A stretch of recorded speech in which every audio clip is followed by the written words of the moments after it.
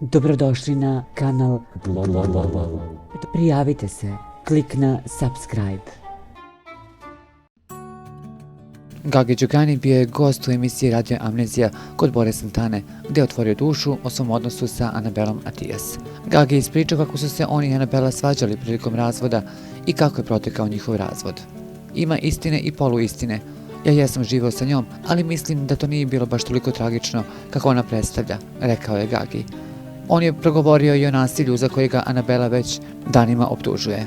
Istina, koškanje je bilo, ali ne na taj način na koji ga ona predstavlja. Ona ovdje mene predstavlja kao nekog manijaka, nekog kretena i budalu. Ne mogu da kažem, ja se jesam loše ponašao prema njoj, ali sam se promenio dosta, rekao je Gagi. Koškanja, zapitala se Anabela, dok su njeni prijatelji počeli da pljuju Gagija. Dok je Gagi pričao o svom i Anabelinom odnosu, Luna Đogani ležala u izolaciji sa svojim momkom Markom Miljkovićem. U jednom trenutku Anabela je skočila sa svog mesta i došla do njih. Jel ga slušaš? Zašto ćutiš? Ja sam se žrtvovala za tebe, a ti ćutiš. Ćutanje je znak odobravanja. Ti braniš nasilnika. Zavukla si se u mišju rupu i ćutiš. Sramota, vrištala je Anabela, dok je Luna samo molila da je ostavi na miru.